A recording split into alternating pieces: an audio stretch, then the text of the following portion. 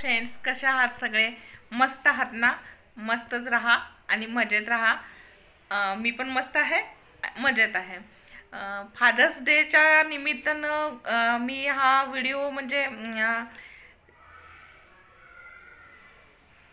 वडिलांना तर सगळेच खूप जास्त मानतात. सगळ्या मुलींना तर वडिलांचं इतकं हे असतं. मग मी त्या निमित्तानं काहीतरी बघत होते आणि अचानक मला ना बरोबर त्याच वेळी एक इतकी छान स्टोरी म्हणजे वाचायला मिळाली. फेसबुकला मी ती वाचलेली आणि मग ते तुमच्याबरोबर स्टोरी शेअर करावीशी वाटली. मला राहिलंच नाही, कारण म्हणजे इतकं म्हणजे वडिलांविषयी इतकं जास्त त्या स्टोरीमध्ये हे दाखवलेलं, मुलगीचं प्रेम दाखवलेलं ना, तर सगळ्या मुलींनी जर असं वागलं ना तर खरोखर वडिलांसाठी ते एक खूप मोठं हे असणार आहे. तर काय होतं की म्हणजे वडील आपल्या मुलगीचं लग्न करून देतात आणि लग्न केल्यानंतर काय होतं की त्याला सासरी पाठवायची वेळ येते. सासरी पाठवत असताना ती मुलगी काय करते की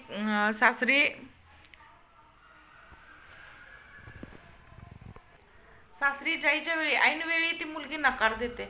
सगळ्यांना काही कळवण्यात झालेलं असते की काय झालं काय झालं, अशी का मुलगी का नको म्हणायला लागल्या. लग्न तर सगळ्यांच्या म्हणजे मनानं झालेलं असते, मुलग्याच्या पण मुलगीच्या पण. घरचे पण सगळे सहमत असतात. ती वडिलांनी खूप पैसा खर्च करून लग्न केलेलं असतं या, आणि अचानक मग ते मुलगीला मुलगी नको म्हणते. तर काय झालेलं असतंय की तिचा नवरा काय करतोय, त्याचे मित्र, भाऊ आणि नवरा, ते तिघं जण असं बोलत असते ती, आणि ते मुलगीच्या कानावर पडते. नवरा काय म्हणतो या, नाही, तिचा मित्र काय येतोय तो काय म्हणतो या, हे बघ आता लग्नात ना मला ते काय म्हणजे लग्नातलं जेवण आवडलं नाही, आधी पहिल्यांदा जाऊन मला पार्टी द्यायची लग्नाची. आणि तोपर्यंत तिचा भाऊ म्हणते होय होय, ते का गुलाबजाम पण चांगले नव्हते. आणि लगेच मित्र पण मग हा पण म्हणतोय की हां, त्याच्यातल्या पुऱ्या पण थंड होत्या, मला पण काही जेवण आवडलं नाही, त्यामुळं आपण जाऊया, नक्कीच जाऊया आता. इथनं गेल्यानंतर ते मुलगीच्या कानावर पडतं आणि मुलगीला इतकं वाईट वाटतं. ती मुलगी तिथंच सगळ्यांना सांगते की नाही, मी येणार नाही. मग सगळ्यांना आश्चर्य वाटते की एवढं चांगलं लग्न झालं, सगळं झालं, या मुलगीला काय झालं. मग ती मुलगी जाते वडिलांजवळ. वडील म्हणतात, बाळा असं का करायला लागलेस.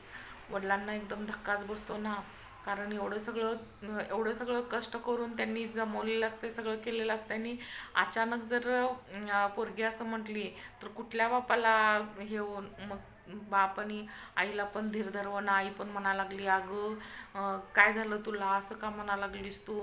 तर मग एकदम तिला अश्रू अनावर होतात.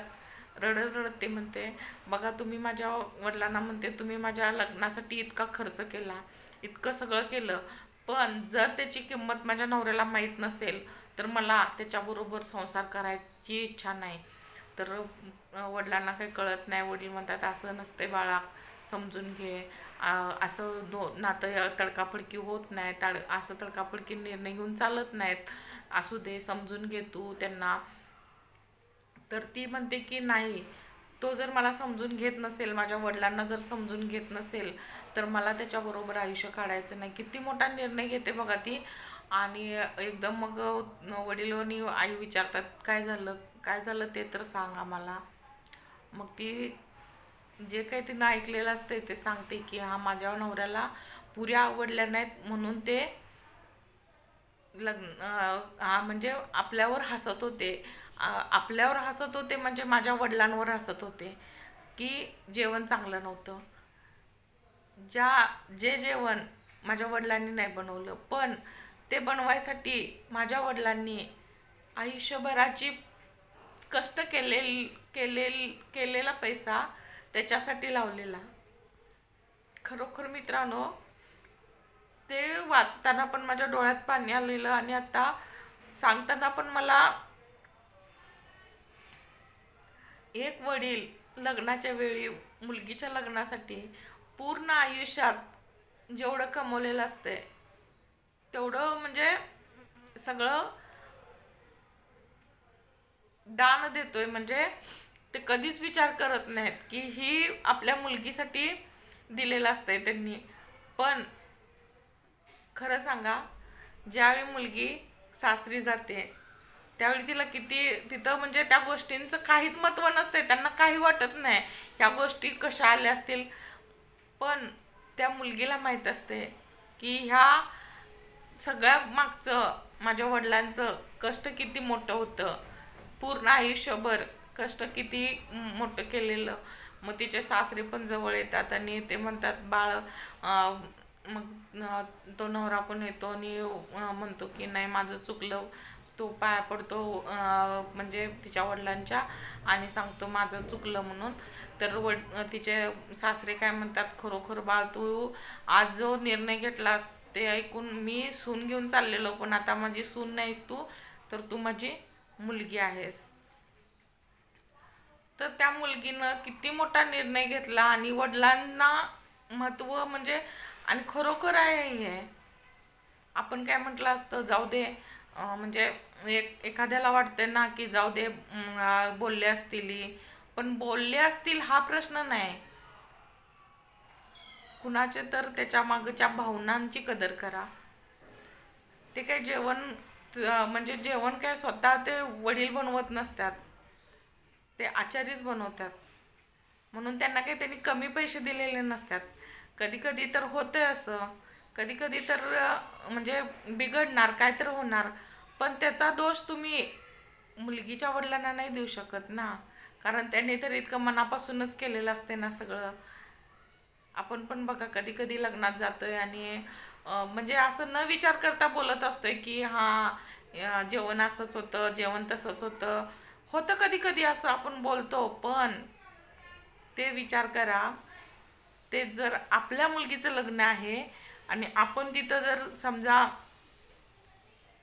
आपल्यावर ते म्हणजे बोट दाखवतील सगळे, तर किती दुःख होतं ना, खूप दुःख होतं.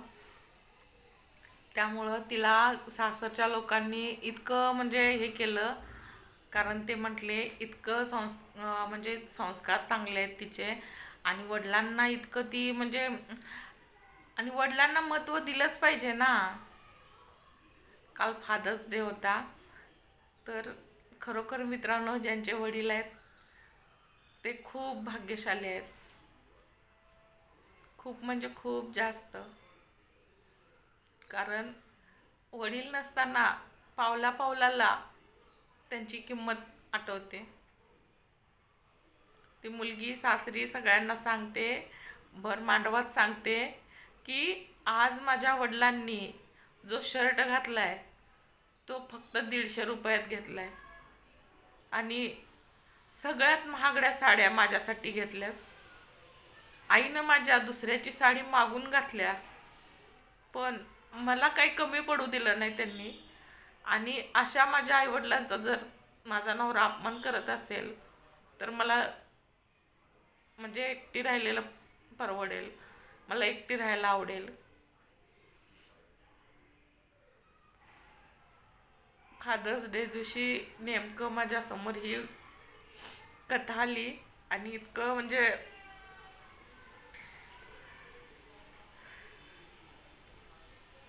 माझे वडील मला आठवले ना.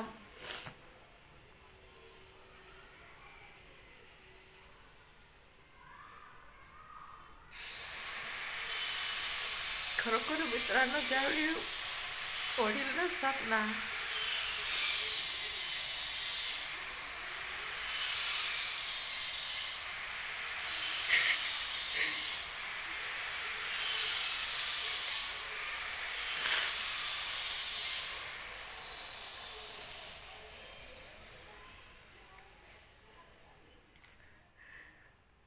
वडिलांविषयी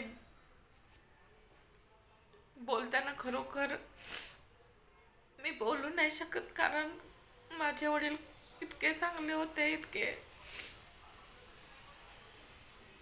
माझा आधार होता. तो पण देवाला ते पण बघवलं नाही. जाऊ दे, देवाचा पण दोष नाही. आपण म्हणजे एकटं पडल्यानंतर म्हणजे हे कसं जगायचं हे दाखवायसाठी देवानं एकटं टाकलं असेल असं वाटतंय मला.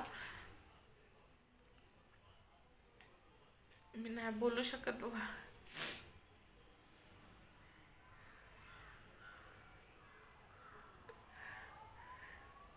सगळ्यांना हॅपी फादर्स डे. प्लीज मी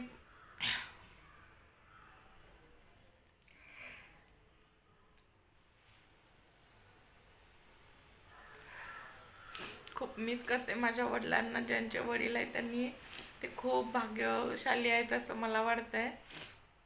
तर ही स्टोरी नक्की नक्की ऐका आणि आवडल्यास लाईक करा, कमेंट करा आणि सपोर्ट करा. तुमच्या सपोर्टची मला खूप गरज आहे. सगळ्यांनी मला नवीन असाल तर सबस्क्राईब करा चॅनलला.